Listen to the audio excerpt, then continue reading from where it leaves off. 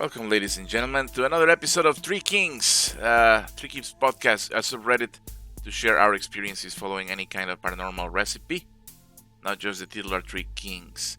So, this is something that we have been doing for a while. It's enjoyable. My co host and myself like going through the subreddit, see what is popular, see what people are liking, and just have some comments about it. Every now and then, we also have guests. I would consider those special episodes. The few guests that we have had have always been extremely amazing. So I completely endorse top-notch stuff. And here we have our my co-host, Dapper. How you doing, Dapper?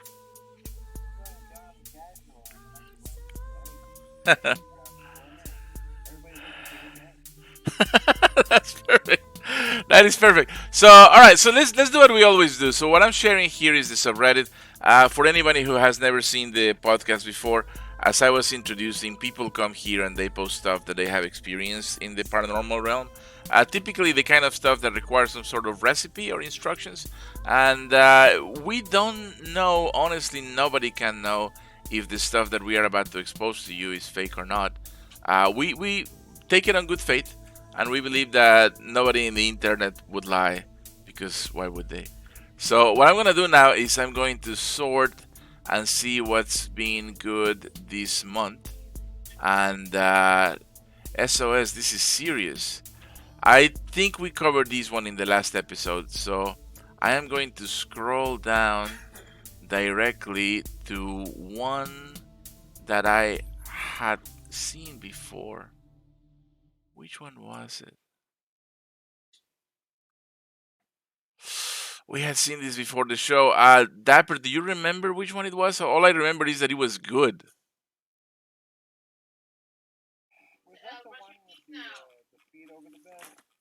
The little piggy, right? Yeah, the little piggy. Yeah, this one was good. This just and it's the second one. Most about it. Let's just jump right to it. So Dapper and I had looked at this before. For a different episode that didn't air, or if it aired with problems, and we want to look at this again. A lot of the stuff that we had seen in the subreddit is something that is I find it unfortunately easy to criticize. This one I didn't. This one, as I was reading it, I kept thinking, okay, this one is legit, or this one has the certain air of credibility that I don't often see. So rather than criticize something and make fun of it, I wanted to take this one and really appreciate it, because it seems to me like there is definitely something in here. So the post is called "This Little Pity Experience." Is based on a ritual that was posted before. I wonder if it was by the same person. Yeah, it was the same person. So the ritual is called "Summon the Spirits of Children to Answer Your Questions." So straight from the title, right? That's yeah, it says "Summon the Spirits of Children to Answer Your Questions." Well, it's pretty straightforward. So let's read through it, and then we're gonna read through the experience, and then we're gonna talk about it. So super interesting. So let's begin. It says, "Hi all, I'm posting a ritual that I grew up with. This little piggy is a game that summons the spirits of children to answer 5 questions. The history of this ritual isn't clear, but is thought to be related to a 17th century rhyme." And at this point, when I first read this, I thought, this reminds me, I don't know if this is true, Dapper, how the ring around the rosy thing is related to the Black Plague. It's absolutely true. Ring around the rosy, Black Plague. All right, here we go. What am I clicking on? Ring a ring of roses. Ring a ring of roses. Here we go. The Great Plague explanation. Since after the Second World War, this rhyme has been often associated with the Great Plague, which happened in England in 1665, or with earlier outbreaks. So the reason why is because there's this line that goes, at you, we all fall down. And that's pretty dark, right? So with this in mind, I saw how the ritual goes. The history of this ritual isn't clear, but it's thought to be related to a 17th century rhyme. I sort of linked the two things together, and it bumped the credibility meter by a few percentage points. So I'll continue. Most people are familiar with this as a children's game where each toe represents a little piggy. that gets wiggled and is said to have done something like having gone to the market. In fact, that's the only one I know. This little piggy went to the market. That's it. I don't know what other piggies do. I'm not so sure if the darker origins behind this rhyme have anything to do with the ritual. Example, going to the market meant the pig gets sold and butchered. Yeah, that's pushing it a little.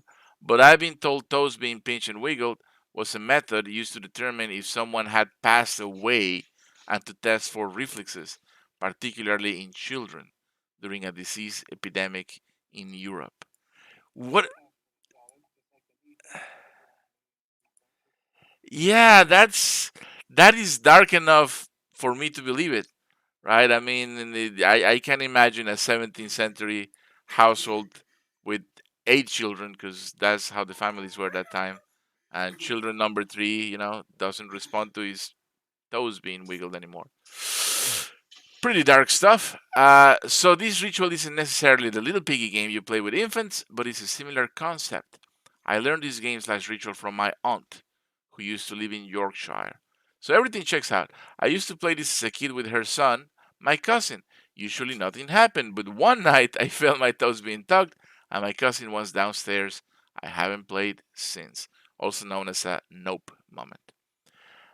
So it's pretty easy. So here's what you need. You need a blanket. You need a candle. You need some salt, and we're gonna go over the salt. It actually plays an important role. Then you need some toy, and what you want is basically darkness, right? So you're gonna cover the windows. You're gonna turn off the lights. You don't want your alarm or your cell phone or anything electronic distracting you. And here's the interesting part. You open all the doors, right? And then it says, well, if you don't want to open the front door because maybe you live in a bad neighborhood, then at least open a window near it, but it still needs to be covered. This will help invite the spirits in. So what do we? Yeah, what do we got so far? We got an empty house that is completely dark and free of distractions, and has every window and door open, literally, right? Oh,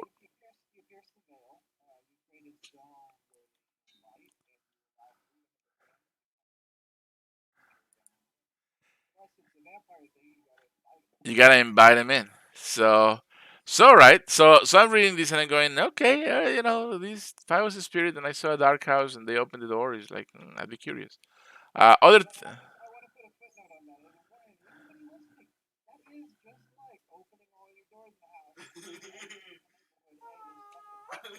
yeah,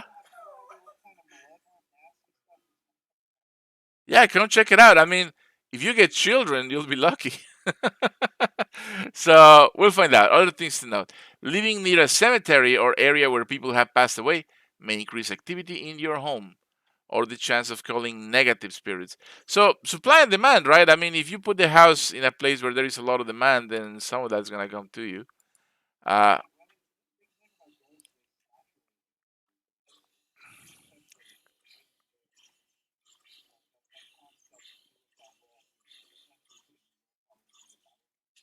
right.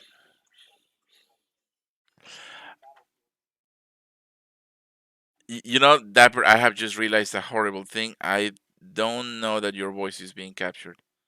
Oh, this is not something I wanted to find out in the middle of a podcast. So give me just 1 second. Okay, let's try that. All right, try saying something, my friend. Oh, is that better? Yes, it is. Yes, it is. And we can finally hear you. So this has been a pretty weird podcast, gentlemen. I apologize. So Dapper has been talking the entire time. If you heard me just doing a silence, uh, I almost feel like we should start over. Dapper, That's your call. We okay. continue. Yeah, no, it's fine. It's my microphone setup. It was mine actually, but let's continue. So to recap, right? Dapper was saying that when you open the doors like that, and when you open your house like that, you're really inviting anything or anyone to come in. It's no different if you do it in the regular world, right? If you have Yeah. a house and you open the doors, it's like, whew, Danger still exists no matter what. I mean, these processes are not necessarily dangerous, but it's a vector where danger can come in. correct, correct. So it's free lunch. All right, so let's continue. So if anyone's passed away in your house, this ritual could agitate or increase any lingering energy there. Right, duly noted. All right, instructions. Games should be played by one person between 12 and 4 a.m. with no other people in the house. So pretty much the deepest part of the night. And this covers the famous witching hour, which is 3 a.m. And there's a few meanings to the witching hour. At least physiologically, is when you get into some of the deepest REM cycles. So that may have something to do with it, and we'll get into it. Then he goes, obviously, my cousin and I didn't listen to this. Go figure.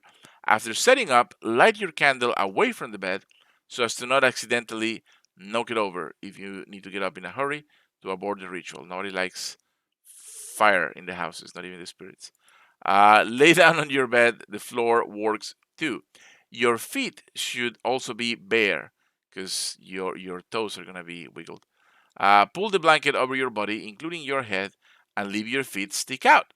Repeat the following rhyme to invite the children spirits into your home. This is why you have doors open and light a candle so the spirits can easily find you. So then it goes with this little children invitation, and then you're supposed to say that, right? Repeat the following rhyme. It doesn't say how many times to repeat it, but if it's anything like a mantra, you're probably going to repeat it to the point of literary satiation, and then it's going to start to have some effect. All right, after a minute or so, you may feel or hear the spirits entered. Keep yourself covered. You may now ask 5 questions, one for each toe, where the answer can only be either yes or no. It's up to you what you ask. The answers you get are supposed to be honest, as children tend to be. One wiggle, tug, or touch means yes, and two means no. So pretty straightforward so far, right? So you're laying down there with a candle, you're covered entirely except for your toes, and then you speak this invitation, you vocalize it, you verbalize it, you will it, and then you have this little system, right? One wiggle means yes, two wiggles means no. That means you can have up to 5 yes or no questions, and you are hoping that the answers are coming from children. And as you will This see, this counts as a form of divination, actually. I would agree with that. I would agree with that. You are asking a spirit to provide you with answers beyond your normal senses, literally answers from the beyond. But what you're gonna see here is that there is really no guarantee that the person talking to you is in fact children or the spirit of a children. This is important as you ask your question. It says your toes should be tugged from the biggest to the smallest in that order. It's possible for the children to answer your questions using both your feet. This could happen if you attract more than one spirit, which is trouble. If that's the case, keep track of the order in which your toes are tugged. For example, if the big toe of your left foot is tugged first, it should be the second largest toe tugged on your right, and so on. Right, so feet are alternating, but it should go, it's still 5. You're not going to get 10 answers. And the 5 answers should still go biggest toe to littlest toe. Right? So far pretty straightforward. And there is this theme to it that is, I find it a little bit creepy, but I also find it somewhat credible. Right? So there are a few things, however, that I don't understand. Like, why do the children go from biggest to smallest toe? Who explains the rules to them? Is that in the manual for the undead? If you're ever summoned to an empty house with a candle, don't start with the little toe. So, things to ponder. Rules. Is the Hydras. Hello, Hydras. Rules. Putting this here because everything up until this point is harmless. All right, here we go with the rules. Do not, under any circumstance, peek out from under the blanket. So this is similar to some other rituals we have seen. I mean, Three Kings tells you not to look at the mirror. I think in Three Kings cases, my guess is that it probably will be too strong to face those things directly. And in You this, never ask a magician how they do their tricks. You never look yeah, behind the secret. I mean, unless you want to become a magician. But right, it's like the ghost is doing ghost stuff. It's like yeah, if you make a wish on a birthday candle, you can't tell because it won't come true. because you won't come true. So don't peek, right? Don't look. And of course, this opens a million doors for story purposes. For people who do peek and see something. So do not peek, whether it's to see if there is anything there. If you hear whispering, knocking, or other noises, unless you're aborting the ritual. If so, say the closing further down. So down here is a little thing you have to say to end the thing. You don't want to encourage the spirits to stay by, acknowledge them more than you need to, child or otherwise. So basically, you want the kids to come in, wiggle my toes, and get out. That's the undead experience for you. Try it. Don't die, kids. Only ask questions that can be answered with yes or no, because, I mean, duh. I suppose you could ask a question in binary, and they could give you something like 11001, which then correlates to a larger number on a table. Don't You could get up to 256 answers if you do that. No, no, that's you need to have 8 toes. Never mind. That joke went too long. Don't talk to any spirits other than asking your questions and saying the invitation and closing rhymes. Don't try this more than once in a night, right? Just moderation. You want to avoid calling attention to other spirits that might be around. If you try for a few nights in a row without it working, try placing a toy in the room or something sweet to help draw the child spirits in. You might even do it inside a white van and type free candy on it. Uh, Whoa, whoa, whoa, whoa! Hey, hey, hey! I mean, don't do this ritual if your house has a history of paranormal events. Don't play while intoxicated. Include sleep Oh, aids. I completely agree, although I dare to say you would probably have more results. Don't let yourself fall asleep during the ritual.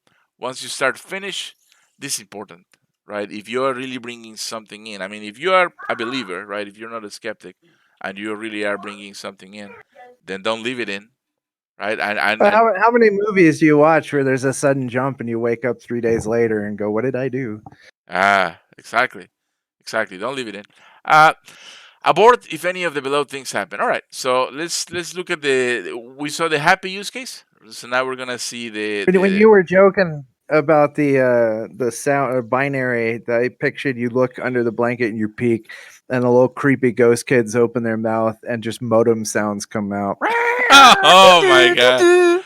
Didn't we see that in the ring? I thought with Probably the that would ring it that had a creeps me out. creepy it had a creepy boy ghost that made weird sounds with his mouth. Plus, it makes me sad because that means they must have died in like the 80s or 90s because they're making modem sounds. Yeah, they never got to see Wi-Fi. I mean, ghosts in the future will have 5G.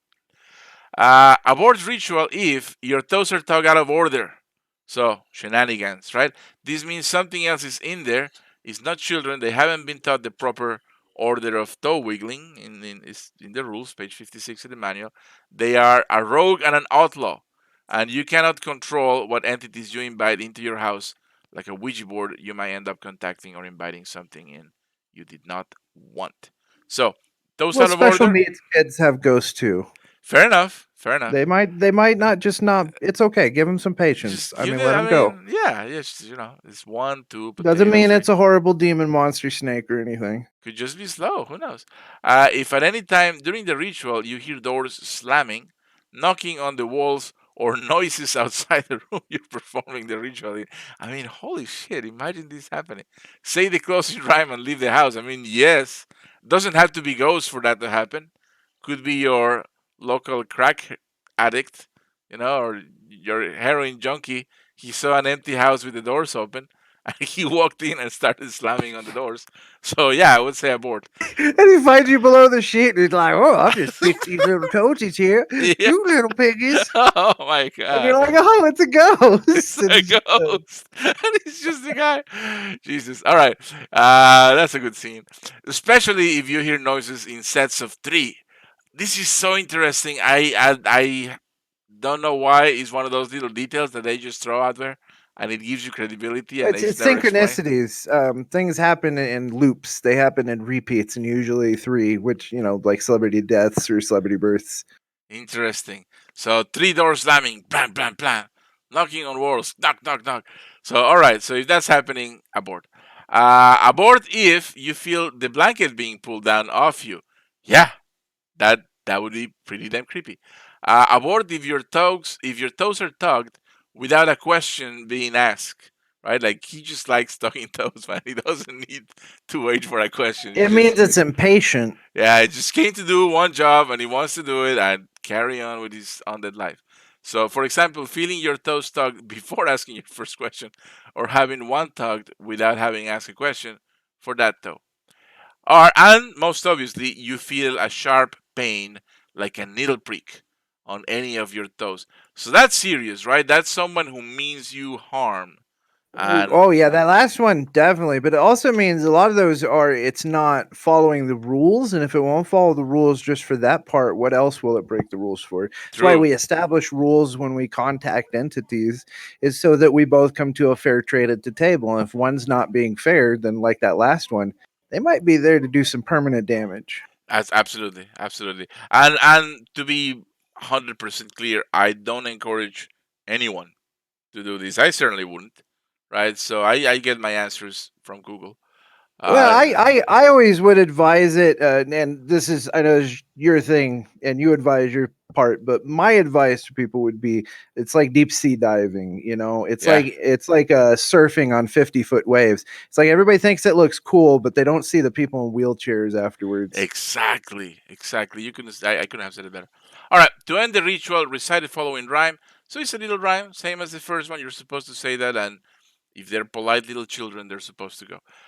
Regardless, if everything goes well, or you abort the ritual, say the closing rhyme to send any child spirits away.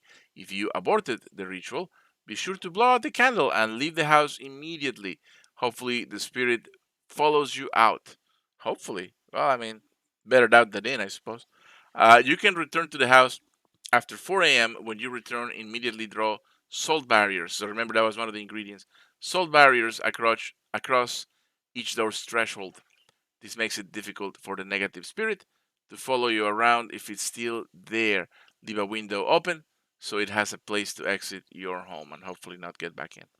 So yeah, that is the ritual. So before we go and actually read the experience, I mean, I have to say, so far, this feels like it has the hallmark of credibility to me because it follows a consistent theme and it sticks to it in every aspect of it. Uses practical, tested stuff that people have in most rituals. Yeah, that's right. And I can imagine that this could actually work. So I have, as you know, I have my theories about what the spirit realm is like, for lack of a better word. And I imagine if that there were actually entities there and they actually wanted to make contact with people on the other side, they would probably be looking for opportunities like this one. Like clearly this is a person who is putting himself or herself in a receptive state of mind and has created an environment around him or her that is dark and quiet and free of distractions and is even suggesting the preferred method of communication by literally sticking his toes out from under the blanket. So if I was a spirit, I would probably give this a go. So yeah, I think this might work. So that is the ritual. So what we're gonna do now is we're gonna read the experience. So I wonder what's the time difference between these two. So this was posted 3 months ago. So the person posted this 3 months ago, then came back half a month ago to say that he did it. So how did he do it? Let's walk over it. It says a few days ago, I set my alarm for 2 a.m. and had everything set up and ready to go. I lit a red candle because it didn't have white and put an apple over it. I mean, if the own author won't follow his own instructions, then what are you gonna do? But probably doesn't matter. Doesn't matter what the color is the candle is. And put an apple over by it. So the apple is the lure, right? That's how you're, because children obviously like apples. Everybody who has children knows that. I didn't have anything sweet in the house, it's a healthy eater, other than fruit. Must be very thin. I turned off all the lights in the house, covered all the windows the best I could, and left the back door propped halfway open. Back in my bedroom, I laid on the floor, not on the bed, might have fallen asleep, and covered myself. After saying the incantation rhyme, I waited. I tried the night before and nothing happened. Okay, so this is the second time around. I waited a little longer before sitting up and deciding it wasn't working again. So he broke the rule, right? He sat up, he came under from under the blanket. However, I then heard what sounded like something coming up the stairs. I didn't hear footsteps, but I could hear the stairs creak, like there was pressure being put on them. Honestly, I would have Dun explained. dun dun dun dun dun. Yeah, exactly. Something is coming. It's not Under pressure. footsteps, and he's exactly. He's making the stairs creak, creak. Honestly, Under pressure. the stairs are under pressure. I would have explained it as the house settling. Plus, we've had a lot of rain lately. That's exactly what I would say as a skeptic. But the creaking traveled up the stairs into the hallway. So that's pretty selective rain at that point, or settling. From there, I could still hear the sound coming up towards my bedroom at the end of the hall. I covered myself back up. This is where I started to get unnerved. I distinctly heard the closet door latch open, then click back into place from the guest bedroom next to my room. So this is freaky. Remember that when you started this, you had to open every door. So we were making fun a while ago that maybe it's the local junkie. I mean, maybe it's the local junkie, right? And he's messing with the closet door, just looking for the stash. Yes, that freaked me out. Of course, would have freaked out too. Even so, I still wasn't 100% convinced the ritual was working because who wouldn't be skeptical? I was about to end it, but I decided to keep going. For everyone might say thank you to OP for that decision because now we have this story and now we have this podcast. I heard the creaking in the hall again, so I laid perfectly still. The door to my bedroom was open. The creaking stopped. I felt the floor shift, and creak around me like someone walking. Oh boy. It was weird because I didn't get the sense that someone was standing there, but there was also no way for me to explain the linear way in which the creaking traveled from the stairs to the guest room, then to my room.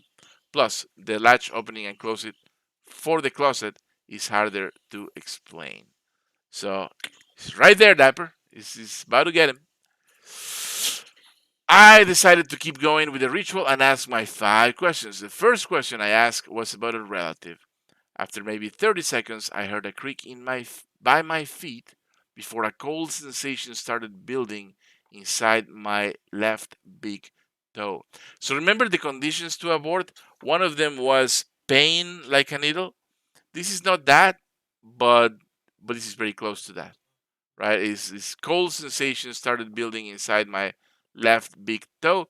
Eventually, the sensation radiated out onto the ball of my foot. There was no tug like I expected. Here we go.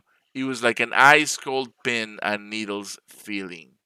Then I heard the floor creaking again. That was enough for me. I said the closing rhyme and pulled the blanket off. Didn't see or hear anything after that. So he went on searching for things and he found them. And the things didn't play by the rules, right? Remember everything that we had said. Oh, it must be the toes from the biggest to the smallest. It has to be the right order. Doesn't matter which foot. All of those rules were out the window. Whatever the entity came here, he was like, huh, foot. Well, I think he kind of messed up his ritual. He Yeah. didn't follow the ritual perfectly, and it like informed whatever entity it was that it doesn't have to obey either. And oddly enough, to me, this lends it even more credibility, right? Because if you remember when I was doing a light criticism of the ritual, it's like, who is teaching this ghost these rules, right? It's not in the invitation, right? Like the rhyme just says, come play with me, basically. It doesn't say, come play with me and follow these specific rules about the order of the toes and, you Well, know, I'd argue that by believing in those rules, you're forcing that belief into reality to bind the thing to the contract that you're making. Because these rituals are essentially contracts. fair, fair. That's a fair point. But for that to work, the entity would have to read those rules off your mind, you know? Like, how is Well, the yeah, entity? but entities like that are able to. You got to understand that these kind of things, like you know about the auras and stuff like the emotes and how your emotion comes out of you. Yeah. Like even on a science level, you look at angry people and happy people, and the kind of vibrations they put out are different. So these Yeah, fair. entities, like animals, a good example is animals will know when their owner is very emotional, so entities could theoretically detect like the state that you're putting out into being. And I know it sounds flibby flobby. no, It's no, not no, very no, no. science. Look, I'll buy it. But do you think they could detect something as specific as one thug means yes, two thugs means no? Well, I don't know about that, but I can say that's like a universal law. Everything you watch, everything, the stories, the way people act, it's all once for twice, yes, and twice for no. Because here's the Um, reason why I say that, because and here's why this actually lends credibility to the thing, because what I believe happened to the OP is that everything up until that point had been successful in attracting something, right? The opening of the doors, the turning off the lights, the lighting of the candle, and even the little invitation that he pronounced and vocalized, all of that doesn't, I mean, it feels like it worked. But then once the entity was there and nobody had told the rules to the entity just did whatever it did, right? We have seen how in ghost stories before, when they require energy to manifest something, sometimes they yeah. draw heat from the room. Apparently, that seems to be a common theme. Well, And there's no indication that they automatically know what the rules are, and it's yeah, not clear how you transcribe that to them. right. Honestly, I just imagine this ghost or whatever spirit it is just going, huh, I was cold here. Okay, now what? Huh, there is a foot. Let's touch it. And that's what happened, right? So obviously, but that's just my theory. God knows what actually happened. And he started to feel this pain. Very rarely does contact with something otherworldly cause anything but pain. I mean, as far as I've read. So OP canceled everything, right? So he declared the goodbye. Presumably, this was a polite entity. He said, "Oh, I guess I'm not wanted anymore. See ya," and disappeared. And then after he says, I didn't see nor hear anything after that." He continues, "I drew south borders across all the doorways in my house and sat in my car for 30 minutes. I would have sat even more, honestly. I would have gone to a hotel before coming back inside. In retrospect, I probably should have waited longer, but there was nowhere else I could go. Fair. I mean, you got a house. I took a few episodes of something on Netflix. It took a few episodes of something on Netflix before I could fall asleep. I respect that. I don't think I would have been able to fall asleep. After I slept, I thought maybe there was a better explanation for what happened. But the south border for the guest room was broken on one side. It looked like someone kicked it on the way out of the room. I live alone and don't have pets. I have no way to explain that one. So neither do I, because I didn't know that spirits could just kick it. If they don't like it, just kick it over and leave. That feels like it defeats the purpose of assault. But at the same time, notice how he says kicked it on the way out. That means it was trapped in. And he said, nah, getting out of here. I don't care about the That's salt. what it Just sounds like. so pretty spooky to have trapped the spirit in. South is associated with fire, which is passion, anger, action, heat, things like that. Is that why it works as a barrier?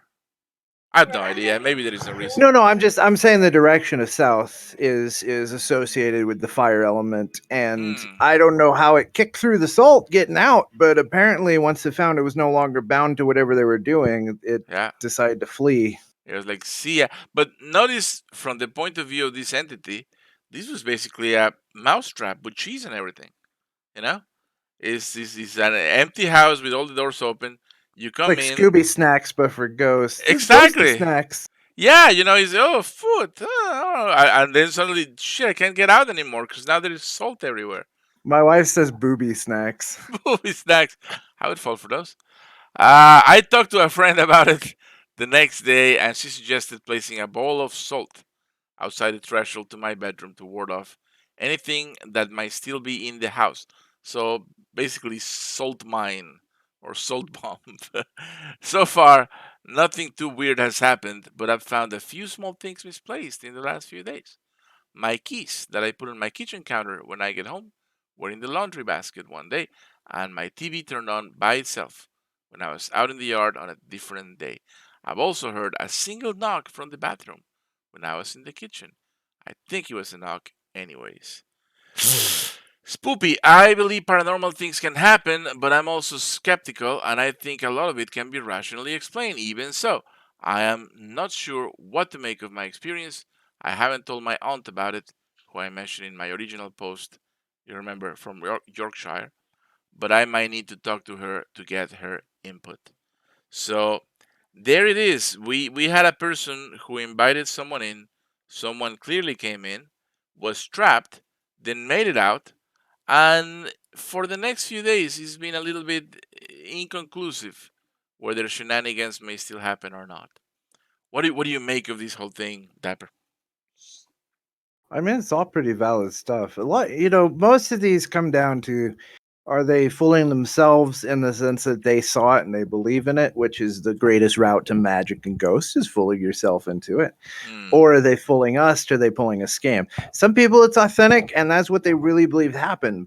It's hard to sit down with evidence and say we can prove that this happened. What the only thing you can prove is that they believe this Yes, happened. And this sounds like a very credible story. It sounds like something people would do, and it sounds like results you would get, which are kind of ambiguous, but they don't feel good because you didn't follow the rules and you might have let in something bad.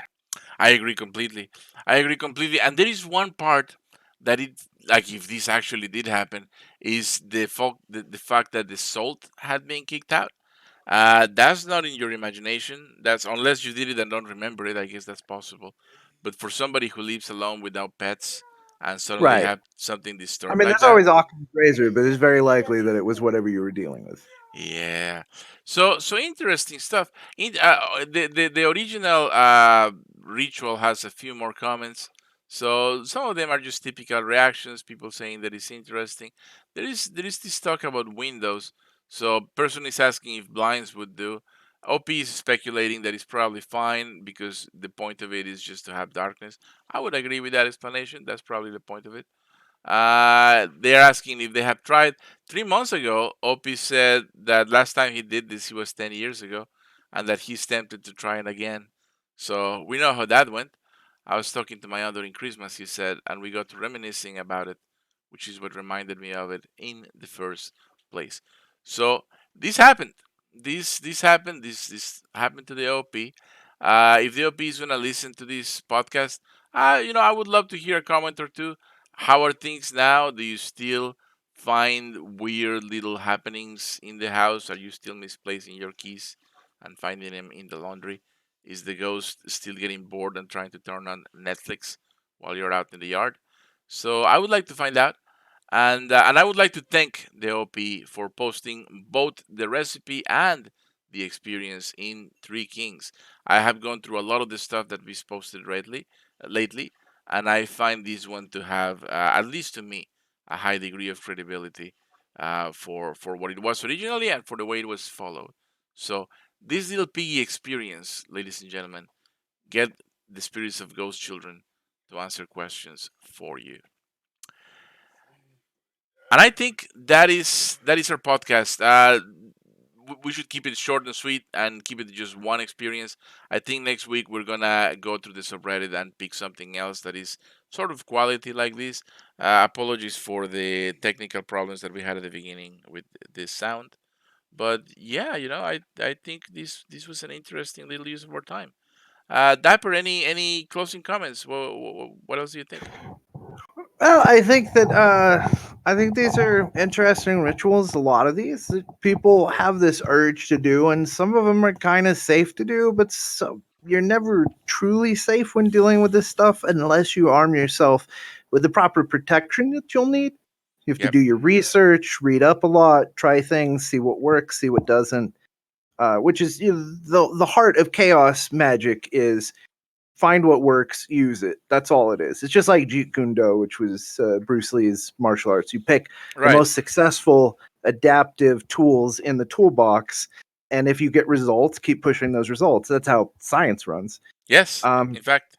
but yeah, a lot of these, why would you do this? There's no benefit for you in this to invite things into your life that you don't want. You want answers to, what, to know the future, to solve your fears. And you get Yeah. those through normal means. Right. But again, it's a tool, and a tool could be used for good or it could be used for bad. It's just be safe. and there's no reason to invite stuff in your life you don't need. Yeah, no, I agree completely. In fact, I mean, I think a lot of the people who are doing this, I see them as pioneers almost, and I have this hope that in many years from now, I don't know how many years from now, a lot of the things that perplex us today and that we consider paranormal and occult because we just don't understand how they work, maybe in a few hundred years from now, someone will know how they work. And we'll be able to apply, the scalpel of science, and we'll see. Okay, if you apply these certain criteria, you expect this certain effect, and now we know more Yeah. about what happens in the afterlife. And then we'll look back, at all of these pioneers, and we'll be able to say, oh, yeah, yeah, yeah, this worked for them because they were applying this and that principle. And they didn't know Yep. why, right? But it was working for them, and now we know why. And So, I really appreciate too these people going out and doing stuff like this. I used yes, to do this kind of stuff. I did a bunch of it, and I went down some really dark paths, and I lost a lot of stuff, and there were some complications. But now, I have a family, and I don't really want to bring that kind of stuff around because I have a family to take care of. you have But I'm glad that absolutely others do it. giving us the preview for the next episode, Dapper. Now we're going to interview you. Oh no! We're gonna find out what are those things that you tried. Now we'll see. We'll talk about it. Uh, I thought we were. It's like a good season of television. I just reveal a little bit every episode. yeah, yeah, yeah. Now we have a teaser for next week. So thank you so much to the OP Yukiyo Blue. I make little jokes for entertainment purposes. It's never disrespectful. I admire what you do. I think that you are a pioneer, and you're probably braver than a lot of us, myself included. So thank you for sharing this little pig experience. Thank you to everyone in the audience for listening. And I hope you enjoy this, and I hope this eventually takes us to a place of understanding. So have a wonderful rest of the weekend. Stay home, stay safe, and I'll see you next time. All three kids.